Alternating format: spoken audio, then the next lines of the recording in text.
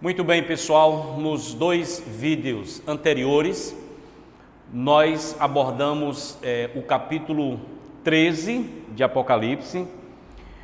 Do versículo 1 até o versículo 10, nós tratamos acerca da besta que emerge do mar e nós destacamos que ela é uma figura, é uma representação simbólica de um poder político que para o primeiro século fazia uma ligação ou uma referência ao poder de Roma, ao imperador romano e o poder imperial de Roma.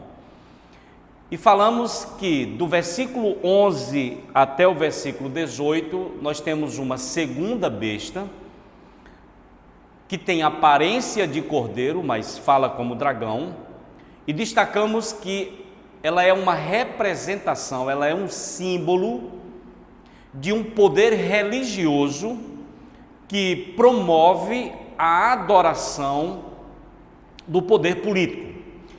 Destacamos que para o primeiro século era uma referência, obviamente, a uma classe sacerdotal, especialmente na Ásia Menor, que promovia o culto e a adoração ao Império Romano e ao seu imperador. Ao passo que a primeira besta é a representação de um poder político, a segunda é a representação de um poder religioso. E esse é o nosso ponto de partida para trabalharmos a ideia da marca e do número da besta, que é algo muito debatido, tem sido muito debatido ao longo de toda a história da igreja. Já surgiram várias opiniões, sugestões do que seria essa marca ou esse número. Mas por que eu fiz esse levantamento? Porque a marca e o número da besta está estritamente conectado à primeira e à segunda besta. Porque a segunda é que exige, conforme nós vamos ler aqui, que as pessoas tenham essa marca e esse número como uma expressão de culto, de fidelidade, de lealdade ao poder político representado pela primeira besta. Então nós vamos fundamentar esta aula sobre a marca e o número da besta no capítulo 13, versículo 16, 17 e 18. Então eu quero ler para vocês. 13, 16. A todos, os pequenos e os grandes, os ricos e os pobres, os livres e os escravos, faz que lhes seja dada certa marca sobre a mão direita e sobre a fronte, para que ninguém possa comprar ou vender, senão aquele que tem a marca, o nome da besta ou o número do seu nome. Aqui está a sabedoria. Aquele que tem entendimento, calcule o número da besta, pois é número de homem. Ora, esse número é 666. Muito bem, conforme dissemos, a segunda besta, o poder religioso a serviço do poder político, ordena que seja posta uma marca sobre a mão direita e sobre a fronte, sobre a testa dos homens, diz o texto aqui, de todas as camadas sociais. O texto especifica dizendo que é a pequenos e grandes, ricos e pobres, livres e escravos. A aceitação ou a rejeição dessa marca o texto deixa claro que tem implicações econômicas e sociais. As pessoas que aceitam, elas terão a liberdade de negociar, de comprar ou vender. Ao passo que as pessoas que rejeitam tal marca, elas não terão essa liberdade, elas sofrerão sanções econômicas, elas não poderão comprar ou vender. Quem usar ou quem se recusar, obrigatoriamente sofrerá, conforme eu disse, essas sanções. Nós temos em Apocalipse um precedente de pressão econômica sofrida por cristãos por se recusarem a participar em celebrações e festividades idólatras. Isso nos diz que não era algo totalmente novo para o primeiro século. Por exemplo, no capítulo 2, no versículo de número 9, a partir do 8, na verdade, você tem a carta que Jesus direcionou para a igreja de Esmirna. E quando ele se reporta àquela igreja, ele diz assim: conheço a tua tribulação, a tua pobreza, mas tu és rico. Se você fizer um comparativo da igreja de Esmirna com a igreja de Laodiceia, você vai ver que a igreja de Laodiceia era caracterizada pela riqueza. Ela era uma igreja economicamente próspera e ela se orgulha disso. Sou rico, estou abastado e não tenho necessidade de nada. Já a igreja de Esmirna, em contraste com Laodiceia, Jesus disse que conhecia não só a pobreza, não só a tribulação daquela igreja, mas ele conhecia a pobreza. Ela era uma igreja materialmente, financeiramente pobre.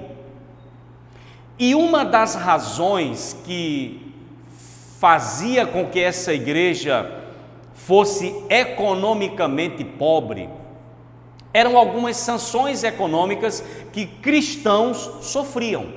Só para vocês terem uma ideia, na Ásia, no primeiro século, existiam as associações de algumas, vamos dizer assim, profissões específicas. Então, você tinha associações de padeiros, você tinha as associações de ourives, você tinha as associações daqueles que fabricavam material em couro, você tinha diversas associações. Um bom exemplo disso está em do que aconteceu na cidade de Éfeso. Quando Paulo está plantando a igreja em Éfeso, isso está no capítulo 19 de Atos, um dos impactos da pregação do evangelho em Éfeso é que os adoradores da deusa Diana deixaram de comprar o nicho, a representação simbólica dessa deusa. E Demétrio, ele mobiliza os ourives e os artesãos da cidade contra o apóstolo Paulo, porque isso estava levando aquelas associações a um prejuízo financeiro, porque os convertidos não mais compravam, não mais participavam daquele mercado religioso. Então o que acontecia na cidade de Esmirna especificamente? Cada associação de ourives, de padeiro ou de qualquer outra área, cada associação tinha um deus patrono, tinha uma espécie de deus padroeiro. Então, os cristãos que se convertiam, eles não mais participavam nas festividades ligadas a esses deuses que eram os patronos dessas associações. Isso implicava que o cristão, ele passaria a sofrer sanções econômicas, ele era até colocado para fora ou desligado dessas associações, e isso levou ao quê? A que os cristãos de Esmirna sofressem prejuízos econômicos e aí a igreja automaticamente passou a se tornar uma igreja economicamente pobre. Então Jesus diz: eu conheço a tua pobreza. O que eu quero mostrar com isso é que uma das implicações da marca da besta era exatamente sanções econômicas, e isso já era algo que alguns cristãos vinham sofrendo no primeiro século. Mas deixa eu dizer para vocês aqui, as grandes questões que têm sido levantadas ao longo da história ligado à marca da besta são as seguintes: o que é essa marca? Outra grande questão é: o que significa ter a marca e o nome da besta?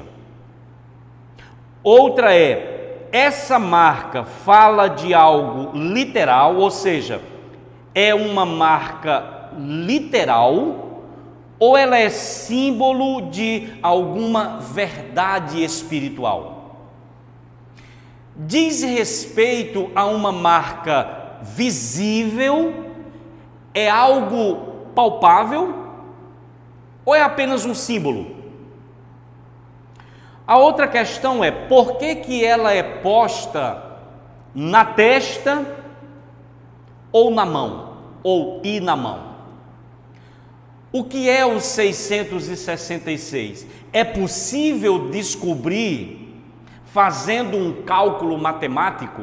Então essas são questões que têm sido levantadas ao longo da história da igreja e debatidas. Mas eu costumo dizer o seguinte para as pessoas que querem estudar e conhecer o livro de Apocalipse: qualquer interpretação ligada ao livro de Apocalipse precisa ter uma conexão com o primeiro século. Por que eu estou dizendo isso?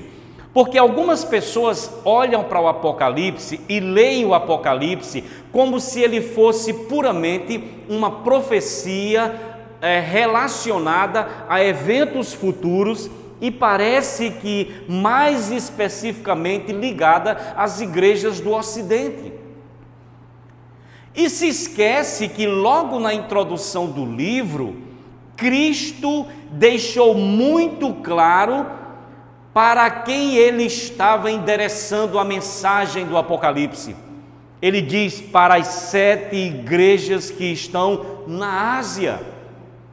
E ele foi detalhista quando ele disse o nome de cada uma dessas 7: Éfeso, Esmirna, Pérgamo, Tiatira, Sardes, Filadélfia, Laodiceia. Então ele deixou claro que ele estava direcionando. E essas igrejas, elas de fato existiam naquelas cidades da Ásia Menor. Então qualquer interpretação da marca da besta precisa ter alguma relação ou alguma conexão com o primeiro século. Porque senão a mensagem não faria nenhum sentido para aquelas igrejas. Então esse vai ser o nosso ponto de partida para tentarmos entender a marca da besta. Veja só, no contexto do primeiro século, mais especificamente final do primeiro século, que foi quando o livro de Apocalipse foi escrito. Nesse contexto, como e para que esse tipo de marca era usado? Essa é a pergunta que eu tenho que fazer e responder primeiro, para depois chegar numa compreensão dessa marca. Veja só, havia na época a prática de marcar, hoje para nós seria como se fosse tatuar, escravos, soldados e devotos leais a deuses de várias religiões. Para que na época eles marcavam um escravo? Eles marcavam um escravo para indicar a quem aquele escravo pertencia. Então a marca em escravo indicava posse, indicava propriedade, indicava a quem pertence. E a marca que era feita em soldados ou devotos religiosos ou membros de algumas seitas na época, essa marca indicava a quem a pessoa prestava fidelidade ou lealdade.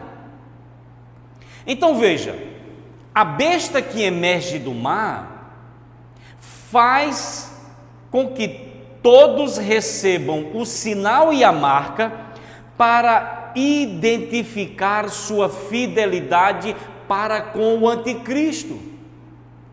Preste atenção, a marca, ela pode indicar que os adoradores da besta são considerados como propriedade, ou também que são fiéis ou leais seguidores da besta. Então, se alguém nos perguntar qual a essência da marca da besta, é algo que vai ser impresso, colocado ou inserido no corpo das pessoas? Qual é a essência da marca da besta? A essência da marca da besta, pessoal, é a seguinte: a quem você pertence. A essência da marca da besta é a quem você é fiel, a quem você presta lealdade. A marca da besta é o equivalente satânico do que em Apocalipse é chamado de selo do Deus vivo, que também é colocado na fronte ou na testa. Por exemplo, capítulo 7 de Apocalipse, você vai ter, a partir do versículo 1, a seguinte descrição: depois disto, vi 4 anjos em pé nos 4 cantos da terra, conservando seguros os 4 ventos da terra, para que nenhum vento soprasse sobre a terra, nem sobre o mar, nem sobre árvore alguma. Vi outro anjo que subia do nascente do sol, e o que é que esse anjo tinha? Preste atenção: o selo do Deus vivo, e clamou em grande voz aos 4 anjos, aqueles aos quais fora dado fazer dano à terra e ao mar, dizendo: não danifiqueis nem a terra, nem o mar, nem as árvores, atenção, até selarmos na fronte os servos do nosso Deus. Ora, se a marca da besta ela é colocada na testa, o selo do Deus vivo também é colocado na testa. Se você pegar o capítulo 14, que é exatamente um contraste do que está sendo descrito no capítulo 13, diz assim o capítulo 14, verso 1: olhei, e eis o Cordeiro em pé sobre o monte Sião, e com ele 144.000, atenção, tendo na fronte escrito o seu nome e o nome de seu pai. Nós não podemos desconectar o que está acontecendo aqui em Apocalipse, que é a marca da besta como sendo uma paródia, uma imitação do selo do Deus vivo. No capítulo 14, verso 1, queridos, é nítido o contraste entre os que têm a marca e o nome da besta, no capítulo 13, e os que têm o nome do Cordeiro e o nome de seu pai inscrito na testa. Então a marca da besta é uma imitação do selo de Deus. A marca da besta é o equivalente satânico do selamento dos servos do Deus vivo em Apocalipse 7. Então, em Apocalipse, o que é que nós temos? Os ímpios são marcados com a marca ou o sinal da besta. E os santos, eles são marcados com o selo ou a marca de Deus. De maneira que Apocalipse 13:16 é uma paródia de Apocalipse 7:14. A marca na mão ou na fronte é mais uma das grandes imitações da besta.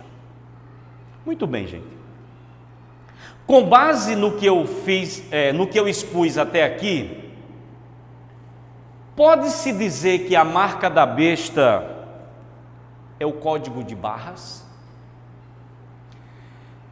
Na década de 80 e 90, isso foi algo muito forte nas igrejas evangélicas. Quando surgiu pela primeira vez o código de barra, você pode olhar qualquer livro, qualquer produto que você comprar, você vai ter um código de barra e aí você vai ter uma barra aqui no começo que não tem número embaixo.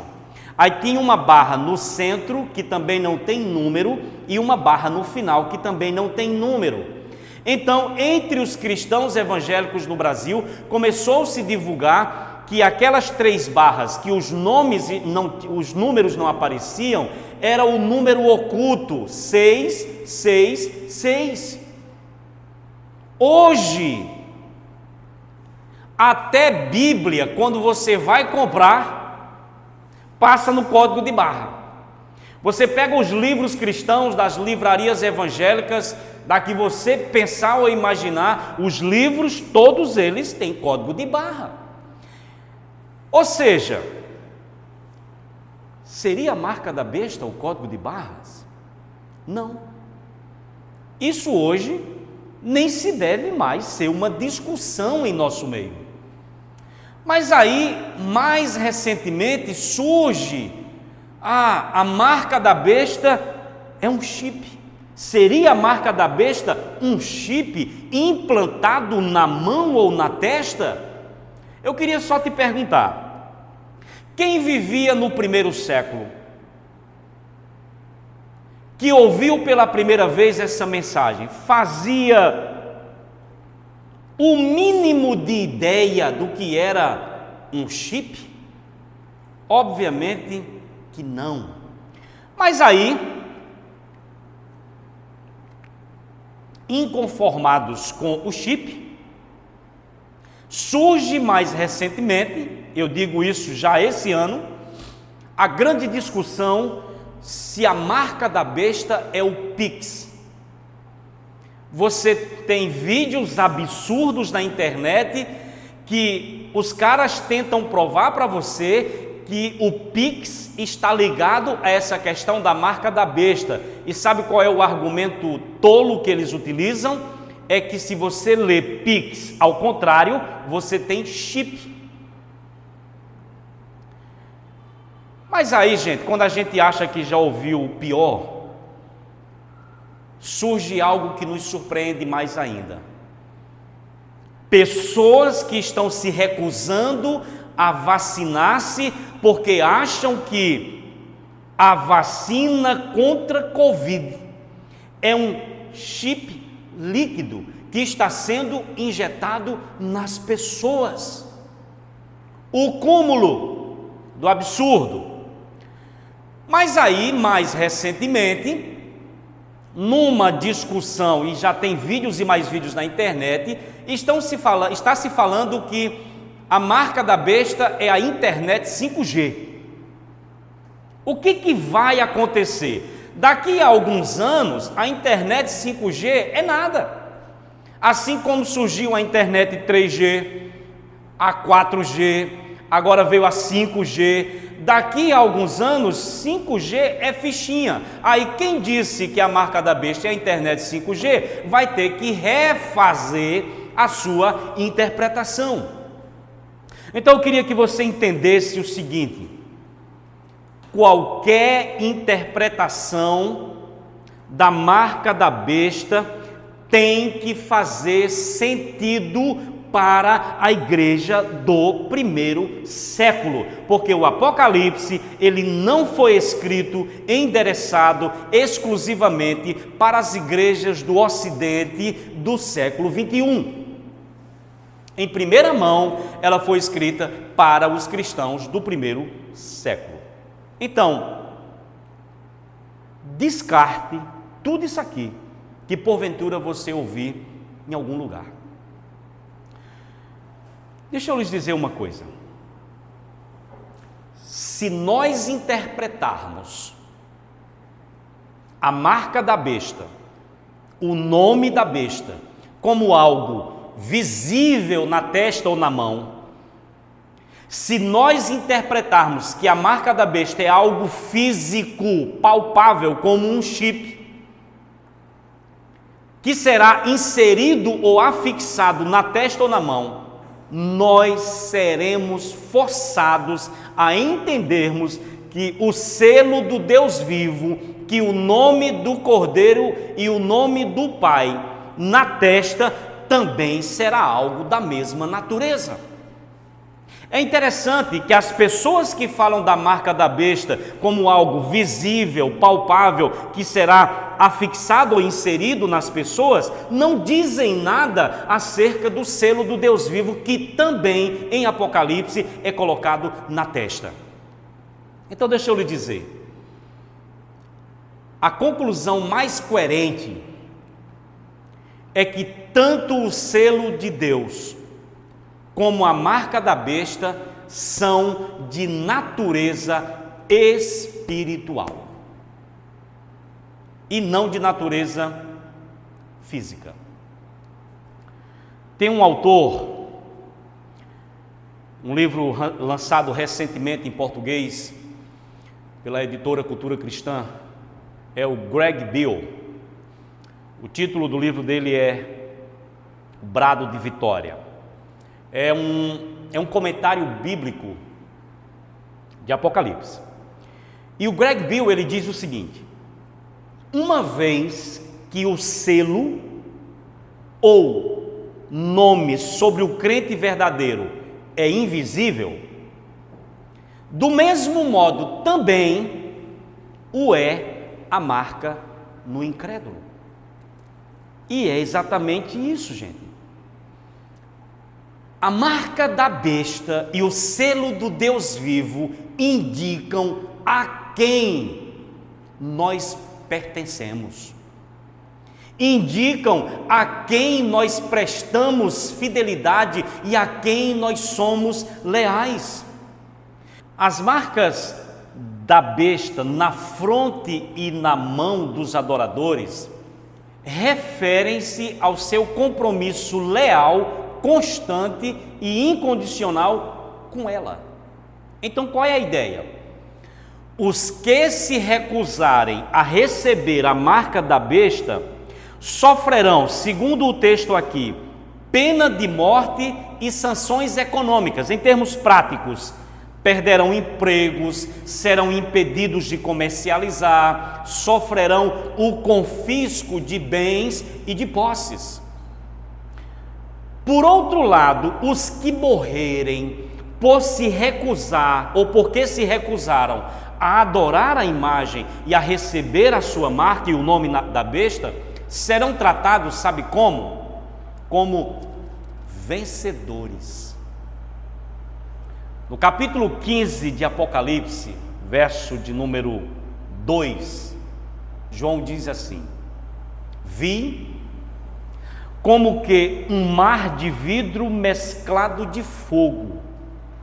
E observe, e os vencedores da besta, da sua imagem e do número do seu nome, que se achavam em pé no mar de vidro, tendo harpas de Deus, e entoavam o cântico de Moisés, servo de Deus, e o cântico do Cordeiro.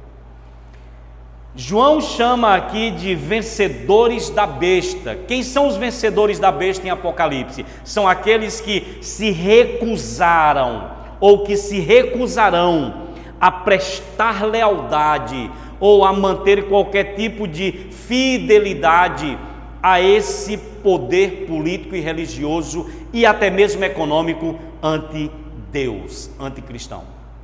Os que prestarem lealdade e mantiverem sua fidelidade à besta, por um lado, terão suas vidas preservadas e gozarão benefícios econômicos.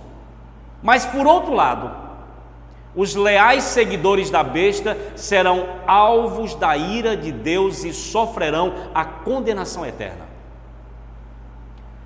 Os leais e fiéis seguidores da besta, do anticristo, poderão até experimentar prosperidade econômica, mas sofrerão punição eterna.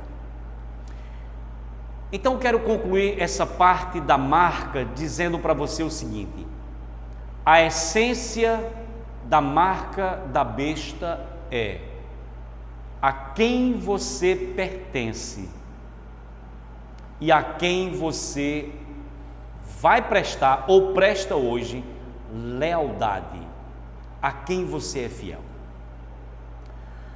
Porém, o texto, além de falar da marca da besta, ele vai falar do número da besta, que é o famoso 666. Tem sido até temas de filmes, ao estilo de Steven Spielberg, filmes de ficção e outras questões mais, tem surgido em cima do 666. No capítulo 13, versículo 18, está escrito assim: aqui está a sabedoria. Aquele que tem entendimento, calcule o número da besta, pois é número de homem. Ora, esse número é 666. Será que podemos resolver essa questão do número da besta fazendo um cálculo matemático? Na verdade, gente, nós temos aqui nesse texto, nesse versículo, mais uma grande imitação. Os crentes ou os salvos têm o nome do Cordeiro em sua testa. Os incrédulos ou não salvos têm o nome e o número da besta na sua testa. Quando o texto fala aqui, calcule o número da besta, porque é o número do nome de um homem, está fazendo referência a uma prática antiga chamada gematria. Preste atenção nisso. Qualquer interpretação da marca e do número tem que fazer sentido no primeiro século. Então, existia uma prática na época conhecida como gematria. O que era a gematria? No mundo antigo, as letras do alfabeto eram também usadas como números. As letras substituíam os numerais. Então, na época, cada letra representava um número. Por exemplo, as 9 primeiras letras indicavam números de 1 a 9. As outras 9 indicavam as dezenas até 90 e assim por diante. Só para você ter ideia do que era a prática da gematria, era algo parecido com aquilo que nós estudamos na escola, que é chamado de algarismos romanos. Lembram? I vale 1, 2i vale 2, e aí vem V é 5, V mais I é 6, X é o 10, 2x 20, L 50, C 100, D 500, M 1000. Então a gente estuda, ainda hoje é ensinado nas escolas, os algarismos romanos, onde as letras elas tinham um valor numérico. A mesma coisa com a língua grega e com a língua hebraica. Então veja, por isso que o autor está dizendo: aquele que tem entendimento, calcule o número da besta, pois é número de homem. E aí, algumas pessoas, com base nisso, estão até hoje tentando resolver ou encontrar a questão do número da besta, fazendo cálculos. De maneira que eu vou dizer para vocês o seguinte: talvez esse versículo da Bíblia tenha sido, ao longo da história, o objeto de maior especulação. O 666 vem sendo relacionado ao longo dos séculos com centenas de possibilidades. O autor que eu mencionei há pouco, Greg Beale, no seu livro, ele fala que, de acordo com um estudo, mais de 100 nomes foram propostos só na Grã-Bretanha entre o ano de 1560 a 1830. Mais de 100 nomes foram propostos como o número da besta. Mais comumente, no início da história da igreja, o número 666, ele tem sido identificado como Nero. O que eles fizeram? Uma transliteração do nome Nero, que era o Nero César, que era um imperador romano. Eles fizeram uma transliteração, ou seja, pegaram o nome de Nero, que era um nome romano, e usaram letras hebraicas, e a partir dessa transliteração para o hebraico, eles fizeram o cálculo para poder verificar se Nero César era a besta do Apocalipse. Gente, fizeram diversas tentativas para identificar o número da besta a partir do cálculo do valor numérico das letras. Fizeram isso com outros imperadores romanos, porém sem nenhum sucesso. Mas na história mais recente, fizeram isso com o título ou o suposto título que está na coroa do Papa, que está escrito lá em latim, Vicarius Filii Dei. Eu me lembro quando criança que as pessoas me diziam que o Papa João Paulo II era besta, porque na coroa dele estava escrito esse Vicarius Filii Dei, e aí quando contabilizava usando os algarismos romanos, dava exatamente 666. Aí João Paulo II morreu. Constatou-se que ele não era besta. Surge o Bento XVI, o Joseph Ratzinger, e agora esse homem, em pouco tempo, ele foi lá e renunciou. Aí entra no palco o chamado agora, o famoso Papa Francisco.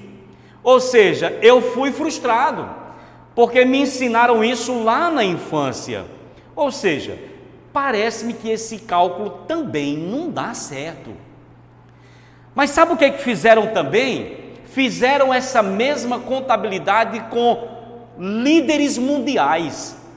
Fizeram isso com o nome de Hitler, fizeram isso com o nome de Mussolini, com o nome de Saddam Hussein e outros líderes mundiais, para dizer ou para tentar identificar que tais líderes eram a besta.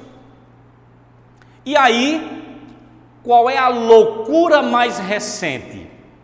A loucura mais recente, isso é vídeo que tem sido divulgado, é que estão calculando o número da besta a partir do nome corona, uma referência ao coronavírus.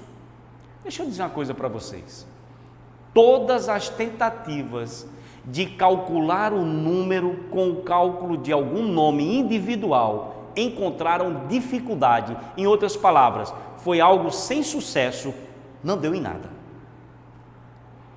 Então o que acontece? Alguns intérpretes sugerem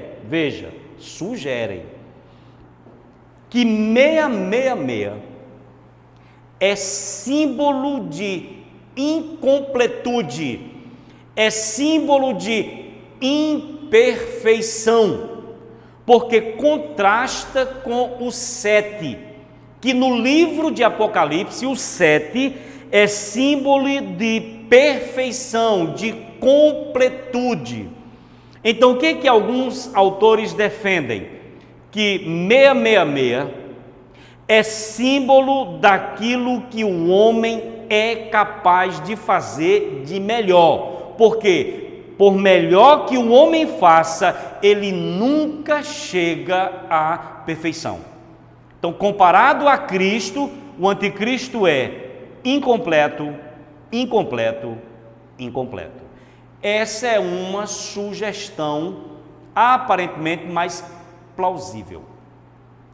Mas eu queria concluir esse vídeo com a citação de um autor que eu respeito demais, chamado Grant Osborne. Tem um livro dele, que é um comentário exegético de Apocalipse, e depois que ele faz toda essa discussão no seu livro, ele apresenta todas essas sugestões, todas essas propostas com relação ao número 666, no final ele chega e diz assim: a discussão acima é o limite ao qual podemos chegar. Somente os leitores do primeiro século sabiam, ainda que seja difícil afirmar quanto disso eles sabiam. Então fica aqui a nossa aula acerca da marca e do número. A essência de tudo o que eu quero dizer para vocês é: a grande mensagem de Apocalipse relacionada à marca e ao número da besta é a quem você pertence e a quem você presta lealdade, a quem você é fiel, à besta ou ao cordeiro.